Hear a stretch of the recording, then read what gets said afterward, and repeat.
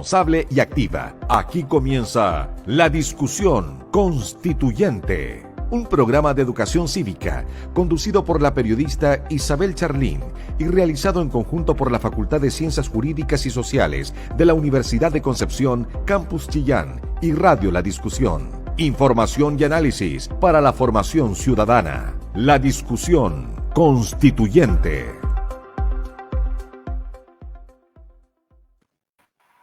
Hola, muy buenas tardes. Estamos dando inicio a un nuevo programa de la discusión constituyente acá en Radio La Discusión y también a través de nuestras plataformas digitales de Empresas La Discusión. Quiero recordar que este programa está hecho en conjunto con la Facultad de Ciencias Jurídicas y Sociales de la Universidad de Concepción, Campus Chillán, que está cumpliendo precisamente 15 años de presencia acá en la capital de Ñuble. Estamos a 24 días ya del plebiscito, se acerca la fecha y por supuesto que las dudas, las inquietudes se acrecientan. También hoy recibimos una buena noticia como ciudad, como comuna, se levanta la cuarentena, así que eso nos hace pensar que ojalá el plebiscito nos encuentre sin restricciones para poder desplazarnos y concurrir hasta los locales de votación. El día de hoy vamos a abordar un tema que ha sin duda cruzado el debate constitucional siempre, el modelo económico. ¿Cuál es la relación entre la Constitución y el modelo económico que tiene nuestro país actualmente y cómo se pudiera cambiar por la vía de un proceso constituyente?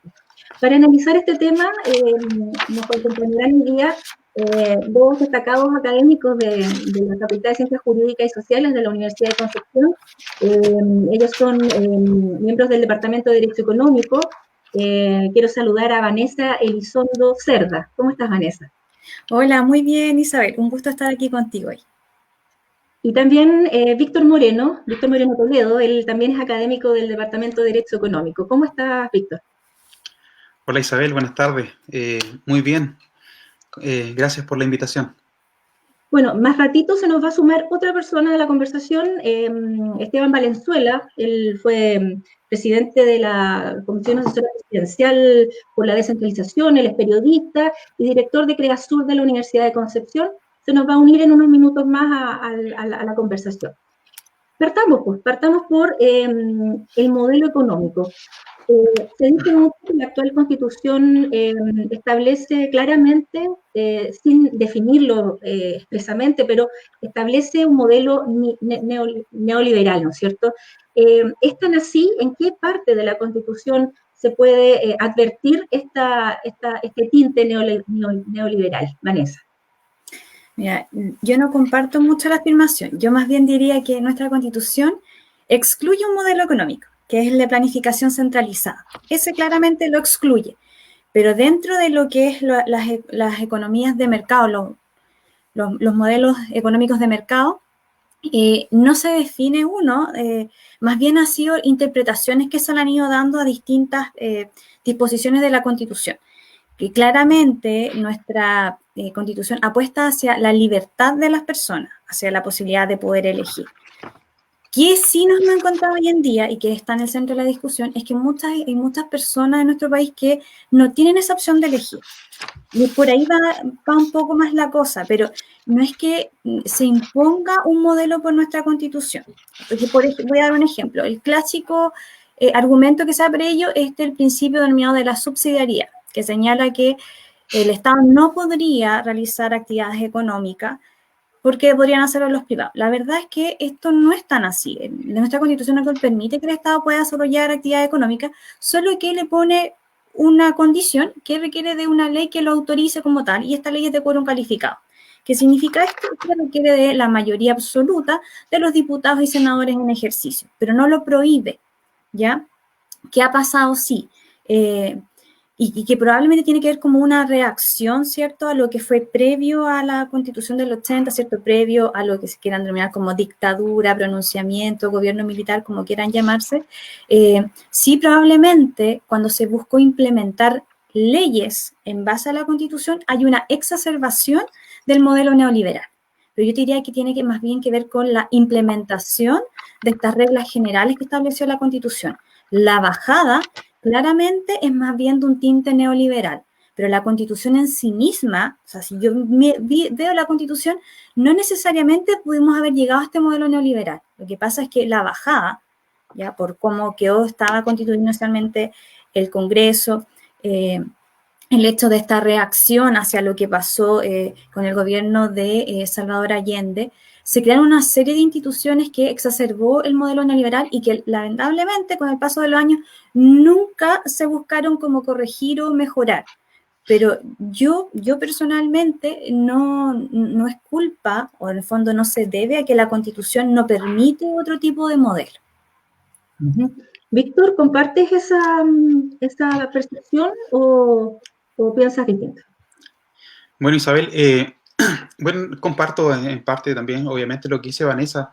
En realidad, nuestra Constitución no adhiere, por decirlo así, de forma explícita a un determinado modelo. Ya son pocas, de hecho, las constituciones que declaran que adhieren a un determinado modelo, como en su caso lo hace, por ejemplo, la Constitución española, que afirma que, a propósito de la libertad económica, que ésta se enmarca dentro de una economía de mercado.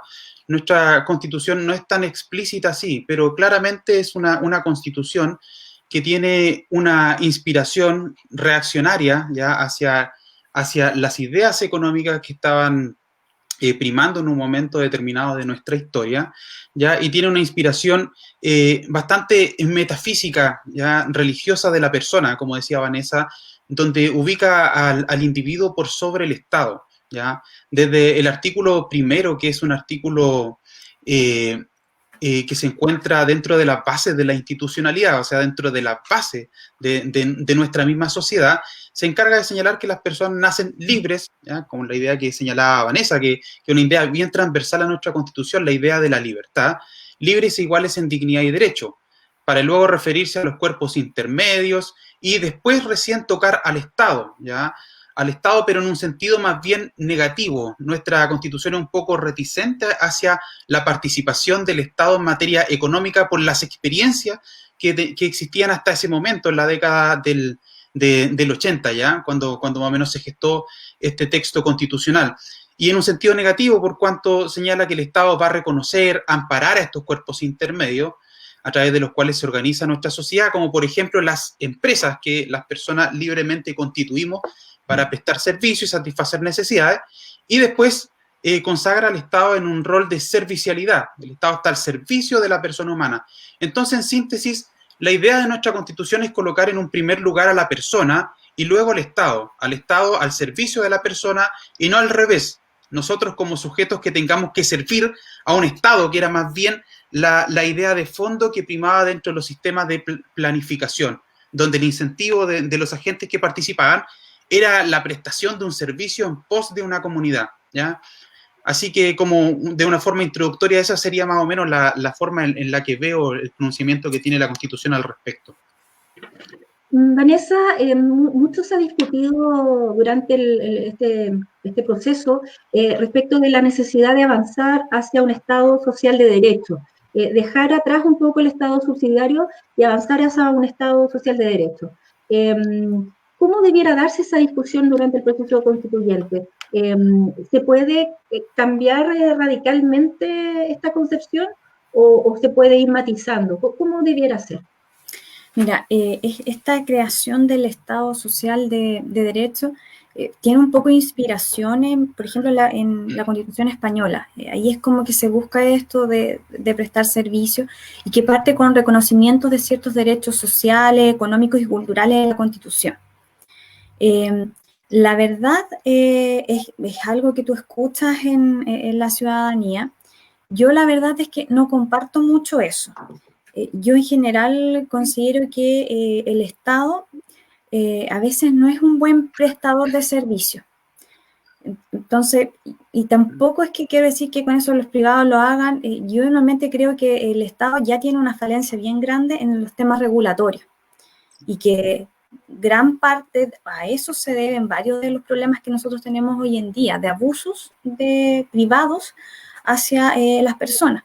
Es un tema regulatorio, de fiscalización, ¿ya? Yo en general creo que el Estado no es muy eficiente en la administración de los recursos. Ahora, cuando hablamos de un Estado social, nos queremos referir a que el Estado va a ser prestador de ciertos derechos, porque hoy en día, si uno toma la Constitución, se establece que el Estado es garante de varios de los derechos sociales que están en nuestra Constitución. ¿Cuál es nuestra gran limitante hoy en día? Que no se establecieron algún mecanismo para exigir ya ese derecho. Entonces, más que tener un Estado social de derecho, yo creo que lo que tendríamos que estar preocupándonos es que haya mecanismos para exigir esa prestación por parte del Estado, que es hoy en día la falencia. Hoy en día no tenemos un mecanismo para exigir esa prestación. Por lo tanto, ¿cómo podríamos llegar a eso? La verdad es que me complica la pregunta, como digo, porque yo no comparto mucho esto del Estado social de derecho, porque más bien creo que el Estado, en general, debiera ser siempre el garante de todo, ¿ya? Porque cuando hablamos de Estado, incluimos al Poder Judicial, al Poder Legislativo y al Ejecutivo. Entonces, normalmente cuando uno habla de esto, es como que se imagina al Estado como solamente al Poder Ejecutivo y a los organismos de la administración del Estado, pero el Estado también es el Poder Judicial, por ejemplo.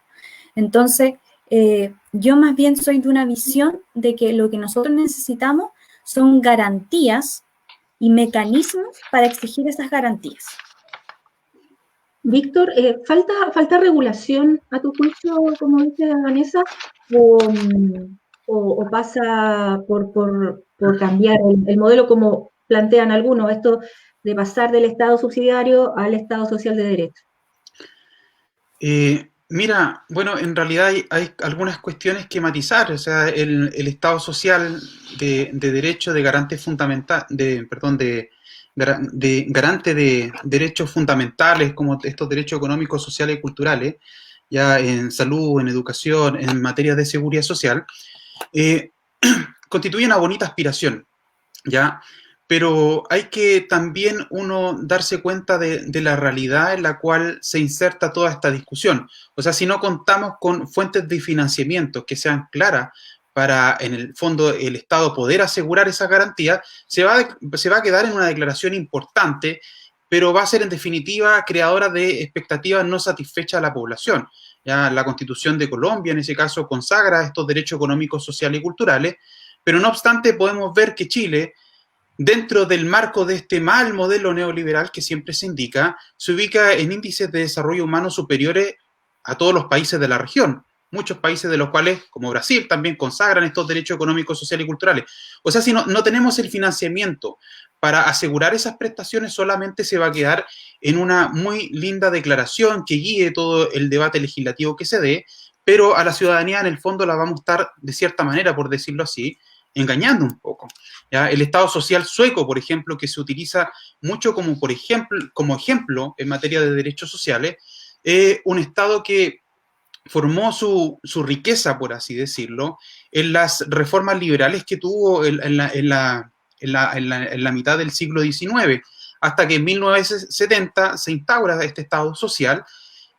A esa fecha, Suecia estaba cuarto dentro de los rankings de los países más ricos de la OCDE, ¿ya? De acuerdo al ingreso per cápita que tenía. Al implementar el Estado social, pasó a la década del 90 a tener un Estado endeudado, ¿ya? Con un 80% de su Producto Interno Bruto, y ubicarse en ese mismo ranking en el lugar 14. Y desde ahí emprendió nuevamente reformas hacia liberalizar todo esto, hasta llegar hasta lo que se conoce hoy día más que como un Estado social, como una sociedad del bienestar, donde participen tanto el Estado como privado en la satisfacción de estos intereses esenciales comunes, que se ocupa a través de hoy día de un sistema de cheques, donde los particulares también participan en la satisfacción de estos derechos sociales en materia de salud, en materia de educación, y un sistema de seguridad social compartido con aportes generales, pero también en base a aportes personales.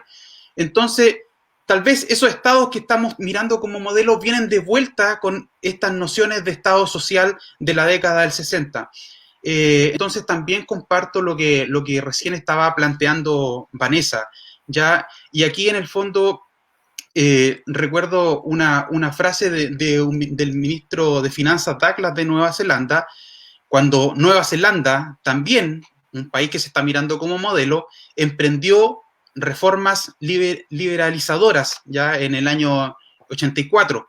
Ya él dijo realmente acá lo importante en el caso no es centrarnos en lo que es bueno para las personas, ¿ya? En nuestro caso económico, lo que es bueno para el consumidor, no tanto en el proveedor, si el servicio lo entrega el Estado o lo prestan privado. Lo importante es la satisfacción de las necesidades de las personas. Perfectamente los privados pueden satisfacer de buena forma las necesidades de las personas. Y en estas áreas que son esencialmente sensibles, tal vez la regulación tiene que ser más intensa, pero ahí no hay que también engañarse. O sea, en el modelo económico que nosotros tenemos, el Estado no está aquí sin ninguna, perdón, los privados sin ninguna rienda, ¿ya? Las libertades económicas de las personas no son absolutas, sino que son fuertemente reguladas. Cualquier persona que inicia un emprendimiento sabe que tiene que cumplir con una regulación municipal, de obtener una patente, con una autorización sanitaria, con distintos tipos de autorizaciones sectoriales que en el fondo empiezan a entrabar de cierta forma su iniciativa, ¿ya? O sea, que no existan regulaciones es una falacia, hay muchas regulaciones. Vanessa, se ha dicho que lo que le falta a Chile para asemejarse a países más desarrollados es porque la matriz productiva de nuestro país es muy reducida.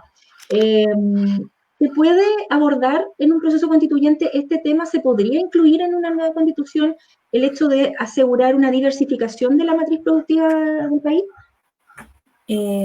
La verdad es que si uno mira lo que es una constitución, uno debiera pensar que un texto constitucional debiera ser acotado, ¿ya? Y que ojalá fuera transversal en el tiempo. Ojalá que esta constitución, si se aprueba, ¿cierto? Y se crea un nuevo texto constituyente, ojalá que no tengamos que volverlo a cambiar en 50 años más, ¿ya? Ojalá que durara mucho más. Por supuesto que se pueden hacer reformas, pero ojalá que el grueso se mantuviera en el tiempo. Esa es la idea de una constitución, ¿ya? En cuanto a incorporar el tema de una diversificación de una matriz productiva, fíjate, me parece bien complejo, porque por esencia la matriz productiva se va adaptando a los tiempos, ¿ya? O sea, si imagínate hubiésemos empezado la constitución del 80 en una matriz productiva donde la esencia fuera la tecnología. En esa época no estábamos viendo el avance tecnológico que tenemos hoy en día. Y lo mismo puede pasar de aquí a 20 años más, 30 años más. Entonces, incorporar un tema de matriz productiva en una constitución me parece ir demasiado al detalle para un texto constituyente, ¿ya? Estoy de acuerdo de que... ¿Cómo se podría abordar entonces? Por ejemplo. La verdad es que tú lo que debieras buscar es sentar bases que faciliten el emprendimiento y el emprendimiento en distintas materias. Eso es lo que tú sí puedes hacer, porque y han habido iniciativas en esa línea, por ejemplo, la creación de la empresa en un día, ¿ya? Pero como bien decía Víctor, hay zonas que están muy reguladas y que dificultan el emprendimiento y crearse nuevas cosas. Además, tenemos un problema de base que es la concentración económica. Pero fíjate que la concentración económica en Chile no está hacia donde nosotros debiéramos estar apuntando, no está en el sector tecnológico, ya están normalmente en mercados primarios, ya alimentos, industria, ahí es donde tenemos mucha concentración económica. En Chile se invierte poco en tecnología y hay gente muy capaz en esto. Ya, sí tenemos, por ejemplo, algunos emprendimientos, sobre todo hoy en día con el comercio electrónico, como Corner Shop, que imagínate, quien compró Corner Shop fue una empresa como es Walmart. ¿Ya? O sea, tenemos iniciativas muy buenas, ¿ya? Pero además tenemos nosotros otra limitante, que nuestro mercado es muy chiquitito. Somos muy poquitos para tener un mercado tan diversificado, ¿ya? Porque aquí es teoría económica que dice que en general uno debería dedicarse a aquello que tiene una ventaja comparativa. Y hoy en día, lamentablemente, nosotros tenemos ventajas comparativas solamente en industria con materias primarias, como son la minería, la salmonera, donde no hay mucho valor agregado. Lo que nosotros necesitamos hoy en día es crear condiciones para que en Chile se cree valor agregado, de manera tal que por cada cosa que nosotros producimos vamos a obtener un mayor valor de lo que estamos obteniendo hoy en día. Víctor, ¿es verdad que un proceso constituyente puede generar incertidumbre a la hora en el mercado, digo, se puede generar incertidumbre, porque eso es un argumento que varios detractores del proceso han esgrimido, que estar 2 años discutiendo una nueva constitución puede generar incertidumbre y traer consecuencias económicas para nuestro país. ¿Es tan así? Bueno, Isabel, la verdad es que sí genera algún grado de incertidumbre, por supuesto, ya que para bien o para mal, lo digo conectándolo un poco con lo que estábamos comentando antes, creo que una de las críticas que le puedo hacer a la misma Constitución, como bien lo decía Vanessa, es que es demasiado extensa la regulación de algunos derechos fundamentales, ¿ya? Como el derecho a la propiedad, demasiado extensa. Entonces, eso genera, obviamente, un ánimo reaccionario por parte de quienes sustentan los derechos económicos, sociales y culturales, porque hay un desequilibrio importante. La Constitución debería ser un texto breve, ¿ya? Un texto sintético, porque entre más breve pueda ser, mayores acuerdos, ¿ya? Y menos divergencias se van a ir produciendo. Entonces, en ese escenario, es cierto que la discusión constitucional, entre más se prolongue, genera incertidumbre. Genera incertidumbre porque dentro de la constitución económica que llaman algunos, están las bases fundamentales de nuestra mirada económica como sociedad. Está la libertad económica, está el derecho de propiedad. Entonces, por supuesto, cualquier cambio que pueda afectar a esta libertad, ya el corazón, ya libertad inherente a la persona, el derecho de propiedad, corazón del sistema de mercado, genera cierta incertidumbre, pero yo le resto de alguna forma dramatismo, ya, porque, como de alguna forma lo había mencionado más arriba, no veo hoy día un Estado moderno, un Estado próspero que se pueda construir sin las ideas naturales de la libertad, ¿ya? Lo que incluye, por supuesto, la libertad económica, sin propiedad, ¿ya? Limitada, por cierto. Hoy día la propiedad está limitada por ley, ¿ya? No es un derecho absoluto, sino que está sujeto a límites que pueda establecer el legislador y hasta ciertas privaciones previa ley autorizante que conlleva una justa expropiación.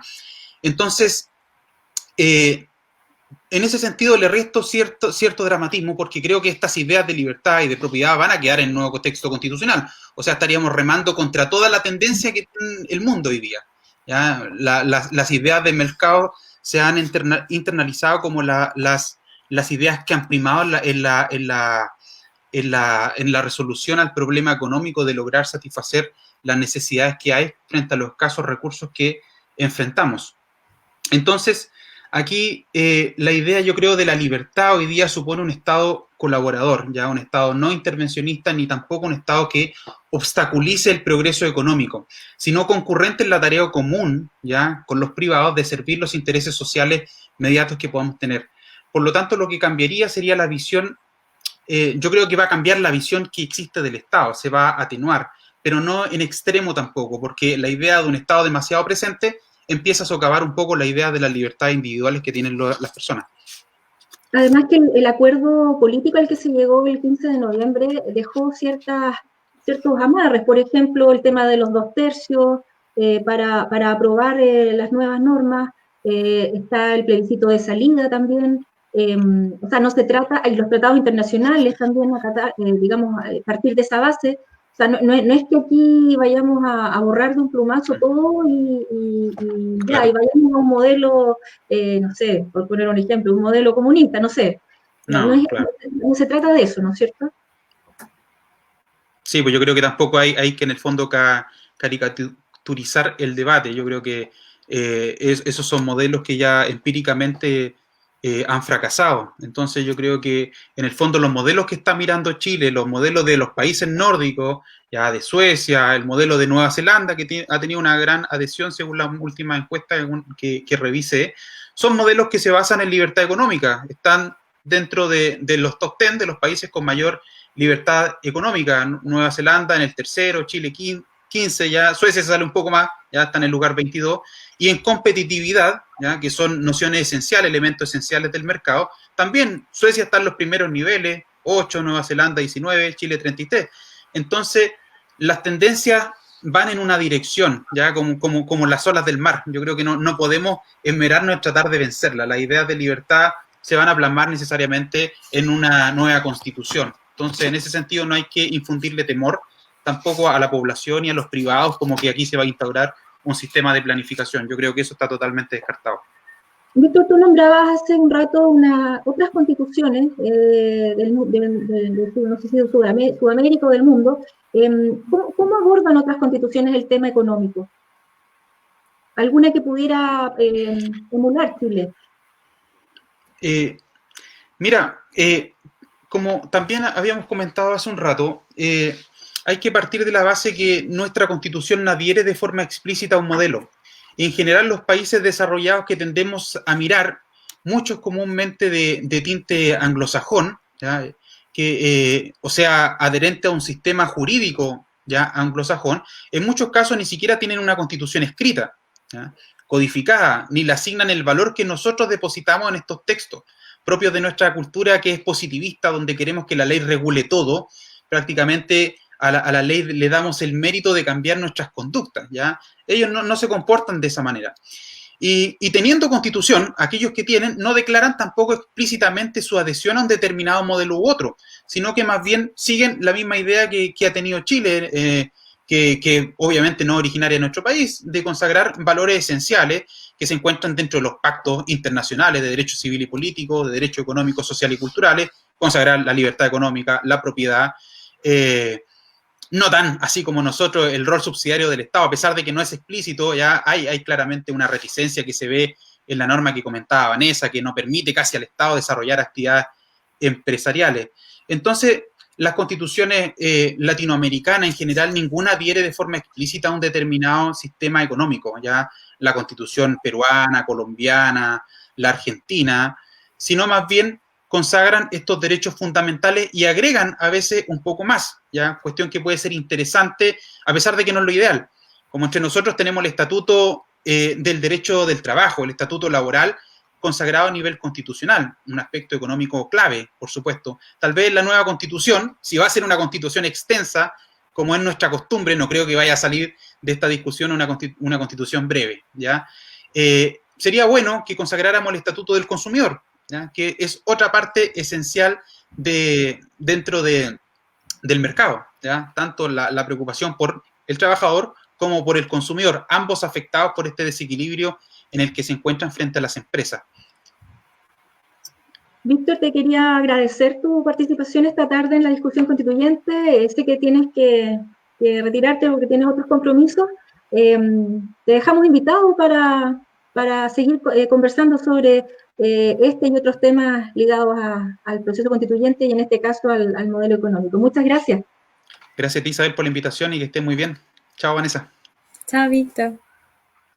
Bueno, y a la espera de que ingrese Esteban Valenzuela, nos quedamos con Vanessa Elizondo. Vanessa, quería retomar un poco la pregunta sobre la incertidumbre. ¿Crees que el proceso constituyente genera incertidumbre en cuanto a la inversión? Mira, yo creo que a cierto nivel sí va a generar un poco, yo creo que particularmente con el tema de inversión. Probablemente algunos, no voy a decir muchos, algunos van a posponer sus decisiones de inversión hacia la espera de qué es lo que va a suceder. Porque si bien, como tú comentaban con Víctor, quedaron ciertos amarres en el acuerdo, por ejemplo, el tema de los 2/3, fíjate que yo, a diferencia de creer que esto vaya a limitar, si no queda en la Constitución, significa que esa materia en particular donde no hubo acuerdo va a ser regulada por ley, ¿ya? Y por ley, una ley que puede ser aprobada por la mayoría de quienes estén presentes en ese momento en el Congreso. Por lo tanto, cosas que pensamos que a lo mejor no podrían ser cambiadas, que no habría acuerdo, finalmente a través de una ley podría cambiar ciertos aspectos, ¿ya? Y lo estoy diciendo tanto de que pueden cambiarse de una forma positiva como en una forma negativa para quien en el fondo lo esté mirando. No creo, como dijo Víctor, que esto vaya a ser así como terrible para el país, que nos vamos a entrar en una nueva recesión, pero claramente algunas decisiones de inversión se van a posponer, particularmente también probablemente la inversión extranjera, ¿ya? Porque ya se está viendo, ya hubo un cambio respecto al estatuto anterior, ya hubo una modificación, y hoy día es menos beneficiosa, que es lo que me parece también correcto, que lo que era antiguamente. Entonces, probablemente hoy en día algunas decisiones de inversión se van a posponer debido a esta cierta incertidumbre que se quiera o no va a estar, porque en el fondo vamos a estar discutiendo cuáles van a ser nuestras bases para los próximos años. ¿Crees que el Estado debiera tener un mayor dominio sobre áreas estratégicas como los recursos mineros, el espectro radioeléctrico o el agua, que ha estado tan en el debate últimamente? ¿Crees que el Estado debiera aumentar su dominio en esas áreas? Mira, hoy en día, la Constitución del 80, el Estado es dueño de los recursos mineros y del espectro radioeléctrico. ¿Ya? Con el espectro radioeléctrico no está en la Constitución, pero sí claramente establecido que el Estado es dueño de todas las minas en el fondo del subsuelo en Chile. ¿Ya? Y lo que hay ahí son concesiones, tanto lo relativo al espectro radioeléctrico como en lo relativo a los recursos mineros. El Estado concede. Sin embargo, por ejemplo, lo que tiene que ver con hidrocarburos, ¿ya? El Estado no puede otorgar concesiones. El Estado siempre es dueño de lo que es hidrocarburos. Lo que ellos pueden hacer es contratar a una empresa para que haga la extracción, pero finalmente es el Estado el dueño de lo que es, por ejemplo, hidrocarburos, que es algo estratégico, ¿ya? Lo mismo, ¿cierto?, se quiso hacer con el tema del litio. De hecho, el litio es otro mineral estratégico donde el Estado es el dueño. Y lo que se buscó hacer fue una licitación para ver quién explotaba el litio, ¿ya? Y ahí obviamente lo que sucede es que uno puede o no estar de acuerdo con los contratos que se firman con esas empresas que explotan, ¿ya? Muchas veces, y aquí yo soy bien crítica, considero que son demasiado beneficiosos para la empresa privada, ¿ya? Un poco lo que ha pasado con las concesionarias, ¿cierto?, para efectos de tener autopistas. Parece que los términos a veces son demasiado beneficiosos, ¿ya? Que se entienden quizás inicialmente, pero luego uno ve que el negocio es bastante bueno y esos términos no se modifican, ¿ya? Ahora, respecto del agua, ahí entramos en un terreno más complejo porque hoy en día el agua está en manos privadas. ¿Ya? Hoy en día el Estado no es dueño del agua, ¿cierto? Hay una discusión de si se quiere transformar en un bien nacional de uso público. A mí, fíjate que el tema del agua me complica bastante. No sé cuál sería la mejor regulación, pero sí tengo claro que sea un bien nacional de uso público, con lo importante que es el agua, tampoco me parece correcto, ¿ya? Porque un bien nacional de uso público tiene 3 principios. Hay libertad de acceso, hay igualdad de acceso y hay gratuidad. Creo que el agua, nosotros los chilenos utilizamos bien mal el agua, los consumidores de agua. Entonces, cuando tú dejas además que esté bien, que es escaso, no tenga pago asociado alguno, es complejo, ¿ya? Porque ya la malgastamos. O sea, cuando te dicen que estamos con crisis hídrica y tú ves personas regando su jardín a las 3 de la tarde, tú dices, algo no está bien. Ahora, también hay propuestas de que se garantice como un derecho humano, ¿ya? Y ahí también es complejo, porque cuando tú estableces ese principio, significa que si estamos en un racionamiento eléctrico, el agua no podría llegar para agricultura, no podría llegar para animales, ¿ya? Porque ese es un derecho humano, es de nosotros. Y luego es complejo en una constitución establecer un derecho que sería propiamente tal para personas, para seres humanos. Ya recordemos que en nuestro ordenamiento persona abarca tanto a personas físicas como a personas que se llaman ficticias o jurídicas. Entonces, es complejo el tema de regulación del agua porque además ya hay muchos derechos asignados. Entonces, cualquier cambio va a significar finalmente una especie de expropiación, ¿ya? Incertidumbre. Y de hecho, yo creo que esa es una de las razones porque el Código de Agua, que está tratando de modificarse, lleva años en el Congreso y todavía no ve la luz, porque es un tema bastante complejo, ¿ya? Porque el agua también, si bien es necesaria, ¿cierto? Es un bien vital para la vida, no solo de las personas humanas, sino que también de plantas, de animales, y finalmente nosotros necesitamos también comer. Entonces, agricultura no funciona sin agua. Hay industria, y piensa en una empresa cualquiera, incluso una empresa que no sea productiva, necesita el agua finalmente, necesita agua para los baños de sus trabajadores, para el baño de sus clientes. Entonces, el agua es un recurso vital que claramente creo yo que requiere de una regulación especial, pero no sé si declararla como bien nacional de uso público ayuda en algo. ¿Y cómo se combate la especulación con este recurso? Porque esa es una de las críticas que se hace constantemente de la especulación del agua en manos de privados.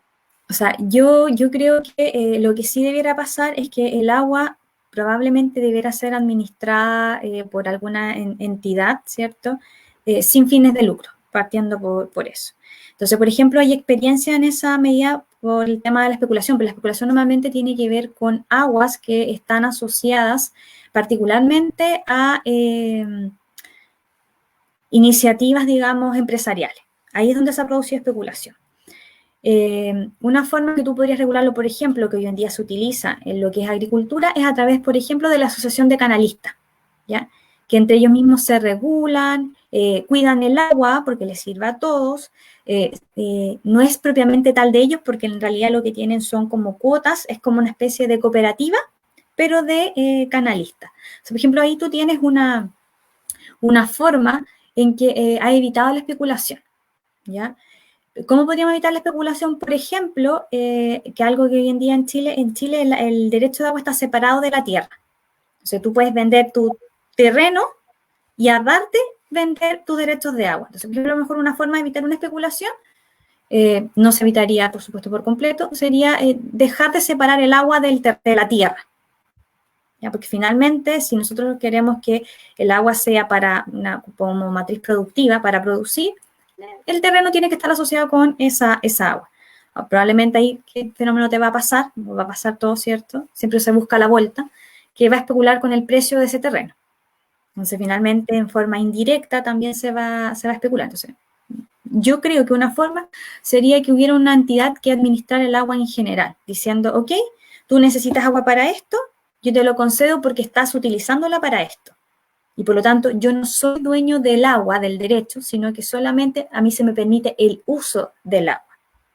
Entonces, lo que empezamos a entregar hoy en día es solamente el uso y podría ser un uso condicionado. ¿Ya? Vale decir, tú puedes utilizar el agua en la medida que tenga este destino. Podría ser una forma, pero como te digo, el tema es muy, muy complejo. Otro de los temas recurrentes en torno a la Constitución actual es a la poca protección que tienen tanto trabajadores como consumidores. Lo comentaba incluso Víctor hace un rato. En el caso de los consumidores, lo vimos cuando se trató de legislar para fortalecer el CERNAC, ¿no es cierto? ¿Cómo se puede avanzar en ese tema durante el proceso constituyente? Bueno, aquí nuevamente tocamos si queremos una constitución breve o no. Yo todavía no me explico cómo el Tribunal Constitucional llegó a esa sentencia que dictó donde declaró inconstitucional esta ley, ¿cierto?, modificatoria, que buscaba darle lo que se llaman ciertos dientes al CERNAC. Muchos abogados también nos preguntamos cómo llegó a ese razonamiento para declararla inconstitucional. Porque la verdad es que hoy en día existen en nuestro ordenamiento instituciones que hubiesen quedado igual que funcionan igual que el CERNAC. Entonces, ¿qué es lo que podríamos establecer? Por ejemplo, reconocer a los consumidores también como un ente objeto de protección, porque hoy en día en nuestra Constitución no se menciona al consumidor. O sea, a lo mejor un reconocimiento, ¿ya? Probablemente, y que esta ya es una discusión, debiéramos sacar al Tribunal Constitucional como está hoy en día, porque la verdad es que esa ley ya no prosperó por el Tribunal Constitucional, y así ha pasado con varias otras leyes. Ya, en realidad, hoy en día la piedra de tope es el Tribunal Constitucional y su composición actual.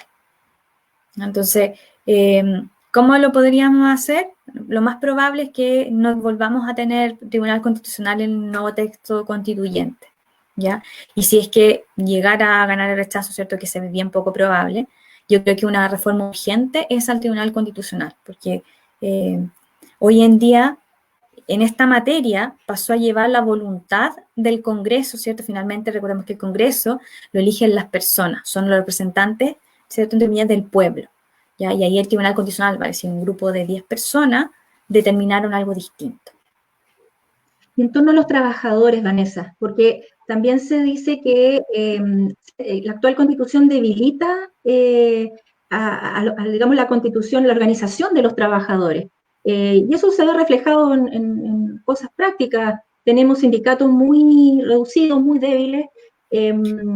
¿Es un tema que también debiera abordarse durante... Mira, una yo ahí no comparto que sea la Constitución propiamente tal la que lo limite, ¿eh? La verdad es que ahí hay una especie como de inconsecuencia, ¿ya? Entre que nosotros miramos a estados como Suecia, Nueva Zelanda.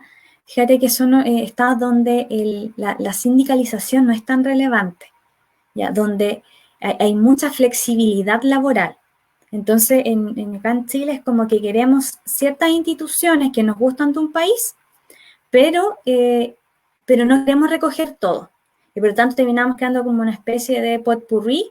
Entonces tenemos algo de un país, otra cosa de otro país, y por lo tanto después cuando tú lo quieres implementar acá en Chile nos damos cuenta que las cosas no terminan funcionando.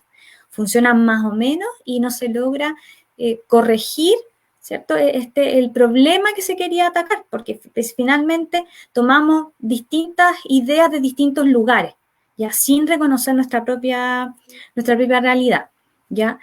Por supuesto que hay que fortalecer el rol de los trabajadores, ¿ya? Lo que a mí sí me pasa es que yo hoy en día siento que se habla mucho que los sindicatos es la forma de protegerlos, pero yo también creo que de repente los sindicatos son a veces capturados, ¿ya?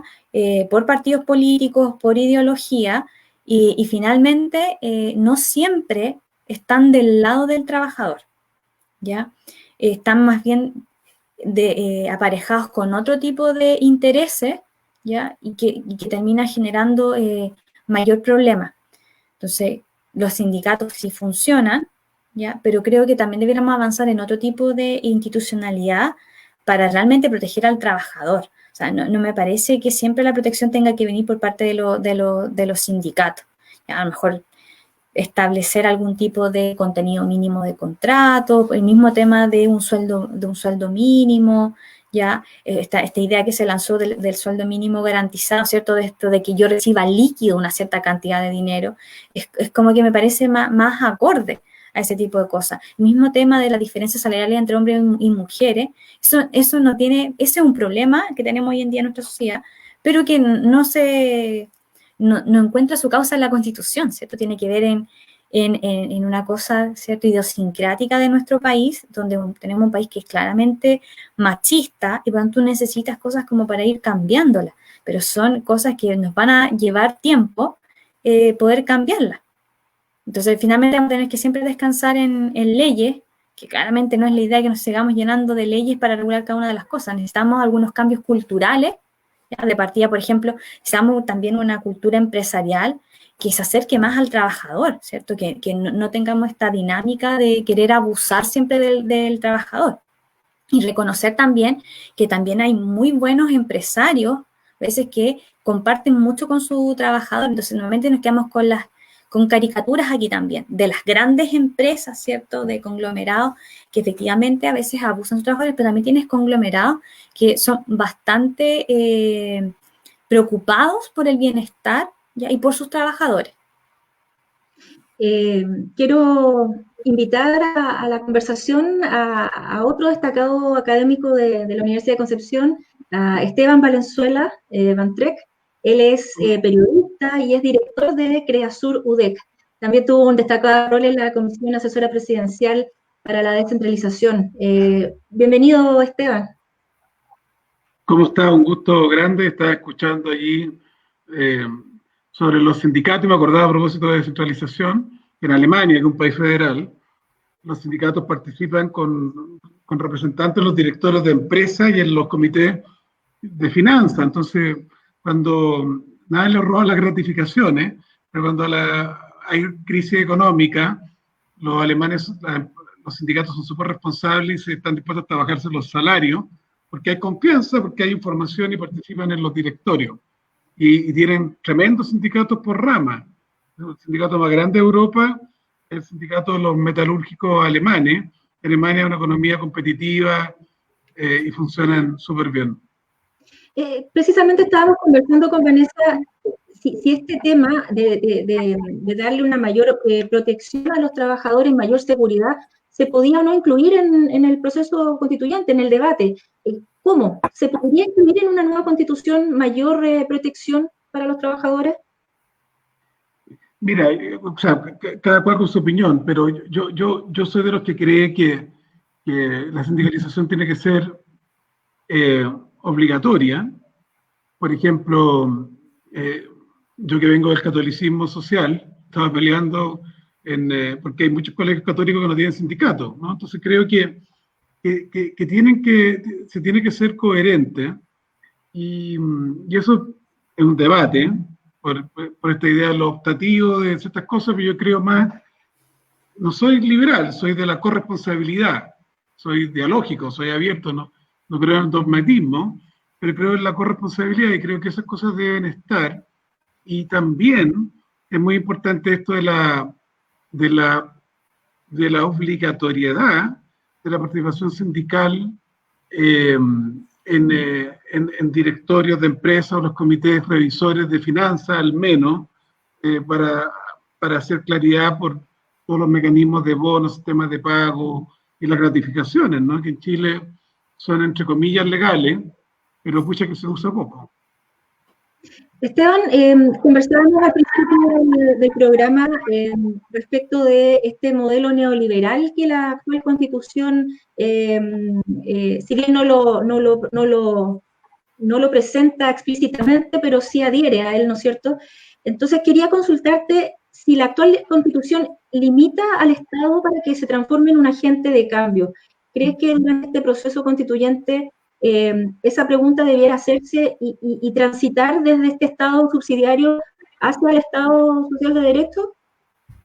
Mira, deja responder la pregunta desde mi visión territorialista. En Chile los territorios están, por esta Constitución, absolutamente dessoberanos. Antes de la dictadura, para los que son más jóvenes y nos están escuchando, las empresas mineras tenían que pagar un fondo a la provincia minera del 5% de las ventas. Con eso, a propósito, Rancagua, mi ciudad de origen, posee mundial de fútbol, porque podían gastar un tercio de esa plata en proyectos de turismo y tenía la infraestructura para coger las 4 sedes que estuvieron acá, pero 2/3 tenían que invertirse en lo prioritario, que era agua, alcantarillado, electricidad, pavimento. Las aguas minerales pagaban a las comunas. Aquí hay un escándalo en Rengo porque le triplicaron el agua a la Coca-Cola Company que compró Porvenir y Vital y resulta que no pagan ningún royalty de territorio. Ustedes tienen lo forestal. Vitata es la región más pobre del país y tiene un 55% promedio del promedio salarial del país, 70% de territorio es la plantación de pino, y no hay CFT, no hay una cosa increíble. Realmente el nivel de desigualdad ahí en vuestra región de Ñuble con esa provincia, y no hay un sistema tributario que genere que ellos paguen. Después, mira, en Chile está prohibido en la Constitución, tiene que hacerse una ley para que una región o un municipio tenga una empresa. Y países, entre comillas, de centro derecha como Colombia, empresas públicas de Medellín, de la municipalidad de Medellín, hicieron la media inversión del parque fotovoltaico que alimenta la división El Salvador, pero acá en Chile, Osorno, que ha tenido la peor empresa sanitaria en la historia casi de la humanidad, está contaminando en vez de ayudar. Osorno, el alcalde quería en un momento dado con los consejos, queremos hacernos cargo, postular a la concesión del agua potable en Osorno, pero no podemos. Tenemos prohibición. Estos municipios hicieron estas pinches ordenanzas para prohibir las bolsas de plástico. Se creyó, un privado presentó una reclamación y fue acogida y se paralizaron las ordenanzas municipales. Tuvo que haber una ley de la República por el sacro principio de la libertad y de comercio. Pues este tipo vendía plástico y nadie le podía coartar vender un cierto tipo de plástico. Por tanto, no tiene poder, que se llama, en todos los países desarrollados, municipios, regiones tienen potestades de generar impuestos, de planificar el territorio, de dictar reglamentos, de poder construir lo que se llama pluralismo jurídico. Entonces, sí, neoliberalismo feroz, que tiene unas tremendas desigualdades territoriales en el país. Vanessa, quería cambiar un poco el tema. Se ha discutido mucho si se debe cambiar, modificar el rol del Banco Central. ¿Se debe mantener la autonomía del Banco Central en una nueva constitución? Sí, en eso yo soy más moderado. Yo creo absolutamente en que el Banco Central tiene que ser autónomo e independiente. De hecho, es cosa de ver la historia del Banco Central desde su creación en 1925, donde hasta antes de que fuera recogido bajo los principios actuales de la actual ley orgánica constitucional, porque en realidad la Constitución tiene 2 artículos que no dicen mucho, salvo porque es independiente. Antes el Banco Central estaba capturado por el Estado y es cosa de ver, por ejemplo, los niveles de inflación que tuvimos hasta el año 89. A partir de ese momento, desde que este Banco Central es independiente, que podemos discutir o no qué tan independiente es hoy en día, pero al menos en el papel se configura independiente y en la práctica ha sido bastante independiente. Nuestros niveles de inflación están en torno del 2 y el 3%, o sea, eso es algo admirable y es algo que necesitamos en realidad el ciudadano de a pie. Probablemente no entiende lo que es mucho la inflación, pero eso significa que nos suban muy poquito las cosas que compramos, o sea, que no tengamos que vivir, por ejemplo, lo que sucede en Venezuela o en Argentina, ya donde la inflación hace que un producto de un mes a otro pueda subir el doble su precio, ¿ya? Yo creo firmemente en que el Banco Central debiera seguir siendo autónomo. Esteban dijo que era moderado en este tema. Sí, no, igual? yo estoy de acuerdo con la colega. En los 30 años de democracia, sí, recordemos la polémica con el gobierno de Frei Ruiz-Tagle al final, de que distintos economistas criticaron un sobreajuste que habría llevado a la recesión, pero allí uno tiene que pensar que mecanismo en que fundadamente un consejo de exministros de Hacienda puedan representar alguna apelación. Se considera que el Banco Central está siendo extremadamente restrictivo, subiendo demasiado la tasa de interés cuando está la economía muy activa, no sé. Pero en general creo que lo que hay y la experiencia internacional demuestra que un Banco Central autónomo es un gran aporte institucional al desarrollo de los países. Esteban, ¿qué hacer con este principio de subsidiariedad en una nueva constitución? ¿Se puede reformular o hay que terminar con este principio del cual tanto se habla y también que tanto rechazo causa también? No sé si tiene algo bueno al principio de subsidiariedad. Ojo, colega, que aquí este liberal Kaiser, ¿no? Que ciertos liberales, entre comillas, son súper locos en Chile, porque liberales, pero no creen en los municipios autónomos, no creen en la ley de renta, no creen en cambio, el principio de subsidiariedad, en su origen, fue cuando en Europa había crecido el fascismo, el nazismo y el estalinismo. Entonces hay una encíclica del Papa Pío XII, a los 40 años la renovaron, que allí saca la 40º año, se llama esa encíclica. De ahí viene el concepto del poder subsidiario, que todo lo que se puede hacer a nivel local tiene que hacerse. Y si no puede a nivel local, ok, vaya al regional. Por ejemplo, en todo el mundo, a nivel regional ve el tema medioambiental, disposición final de la basura, movilidad, porque escapa a una comuna. Y lo que no puede hacer la comuna y la región, que al principio, entre comillas, natural institucional, todo viene de la comunidad de arriba para abajo, lo hace el Estado central. Entonces acá tenemos una cosa rara, que es neoliberalismo con poca solidaridad y muy poco pago de impuestos de las grandes empresas. Ahí está, un país 21% versus 33% promedio de recaudación fiscal en la OCDE. Los países más socialistas, los escandinavos 40%, los más anti-Estado, Estados Unidos, Nueva Zelanda, los anglosajones, 30% de carga fiscal, aquí le pegaban al 21%. Entonces, sí, hay que romper ese concepto de un Estado mínimo que deja que la gente se la arregle sola. Tiene que haber un Estado social avanzado, pero no clientelar paternalista, que genere bien los incentivos sociales, que haya mucha más igualdad, pero sí tomar la subsidiariedad en que el Estado central no se haga cargo de todo, y que exista mucho más poder comunitario, abajo, de municipios, de regiones, con obligaciones, no chacrero, como se ha hecho. Aquí hay un tercio de los municipios siguen botando la basura en vertederos, no les pasa nada. La mitad de los municipios no tienen consejo de la sociedad civil y hay impunidad completa. Los buenos sistemas descentralizados de poder territorial son con corresponsabilidad y con notable abandono de deberes y guillotina al tiro al que no cumple y personaliza el poder, roba, etcétera, ¿no? Vanessa, Esteban ha mencionado en varias oportunidades la descentralización. La descentralización debe formar parte importante de una nueva constitución si queremos avanzar en materia económica.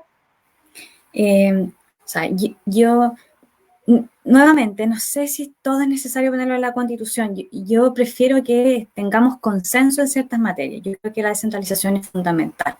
O sea, si la región de Ñuble está tan retrasada, uno es porque éramos parte de otra región, es cierto que era del Biobío, donde todo se concentraba, cierto, en el Gran Concepción, y por lo tanto para acá llegaba la nada, y por eso hay tan poco desarrollo.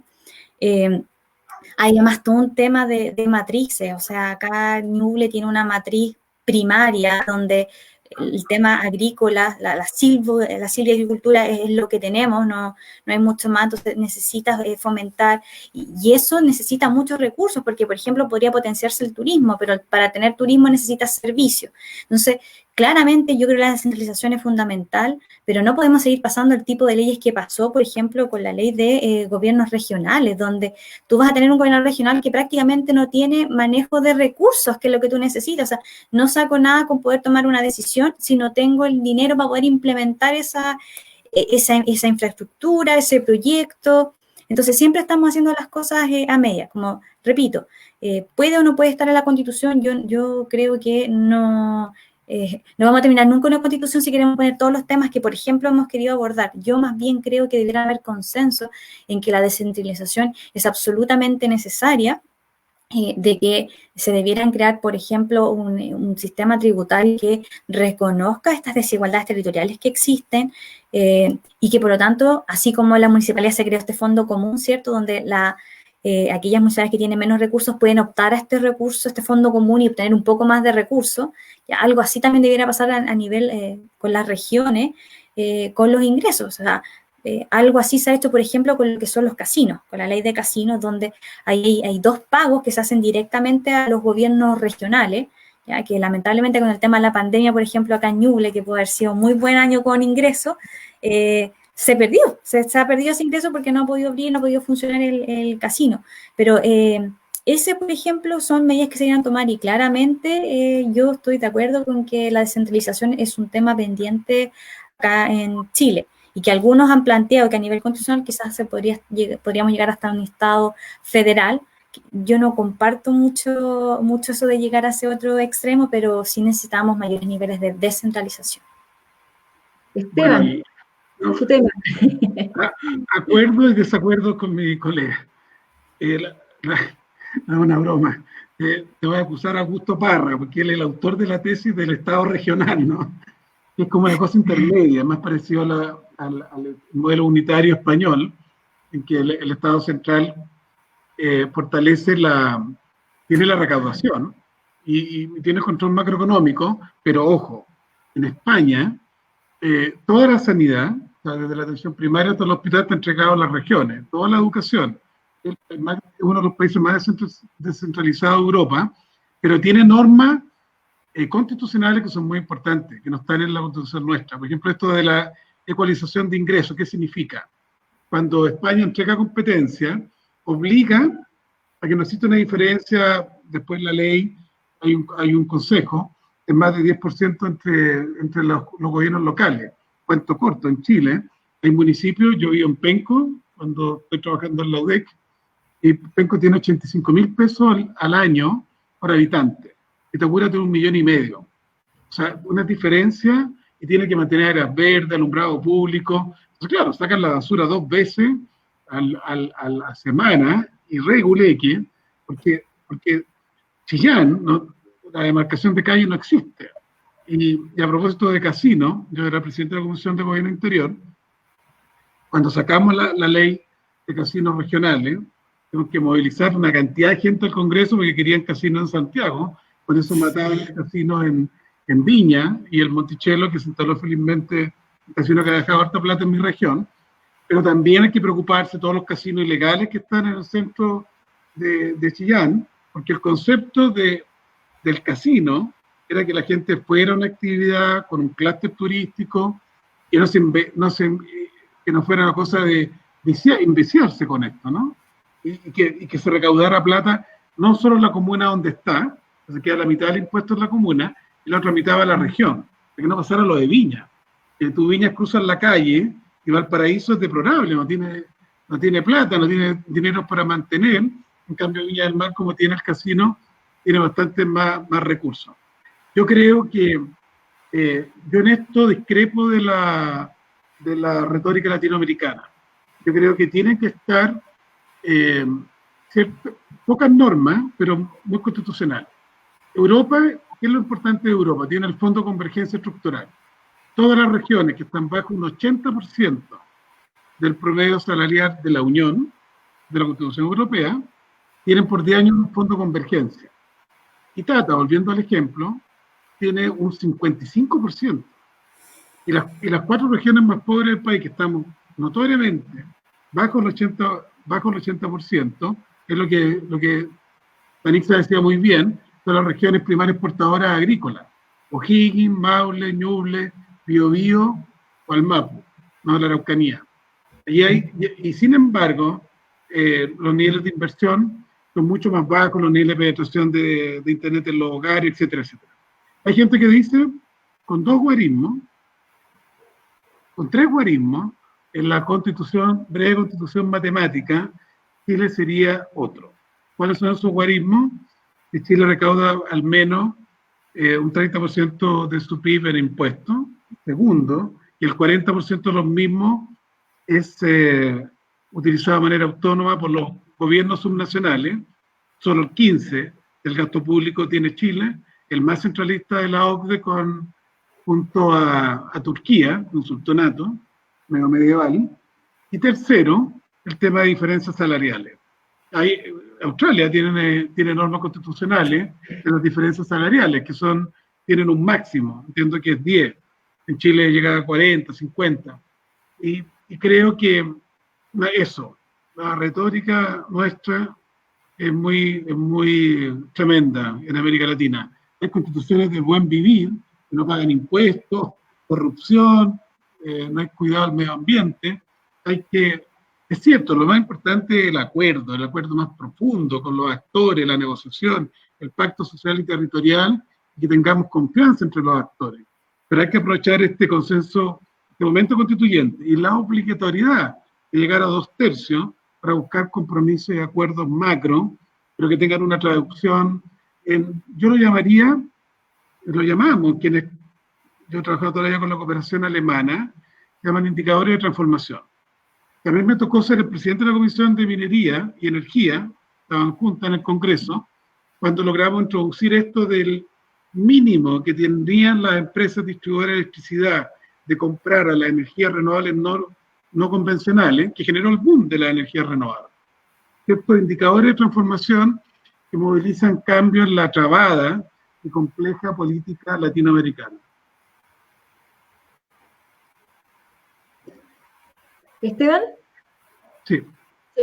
No, quería agradecerte tu participación hoy, nos dio la hora lamentablemente, agradecer también a Vanessa y a Víctor que estuvo en el primer bloque.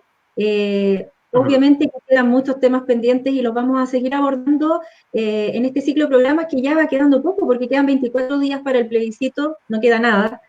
Así que invitar a participar y a seguir en nuestras redes acompañándonos y en Radio La Discusión Nos vemos el próximo martes a las 19 horas con la discusión constituyente, un programa en conjunto con la Facultad de Ciencias Jurídicas y Sociales de la Universidad de Concepción Campus Chillán, que está cumpliendo 15 años de presencia acá en la capital regional de Ñuble. Nuevamente, gracias Esteban, gracias Vanessa. Muchas gracias. Y Gracias, nos encontramos. Chao, que esté en muy bien. Chao. Chao. Concluye así una nueva edición de La Discusión Constituyente, un programa de educación cívica realizado en conjunto por la Facultad de Ciencias Jurídicas y Sociales de la Universidad de Concepción, Campus Chillán y Radio La Discusión. Por una ciudadanía informada, responsable y activa. La Discusión Constituyente en Radio La Discusión 94.7 FM.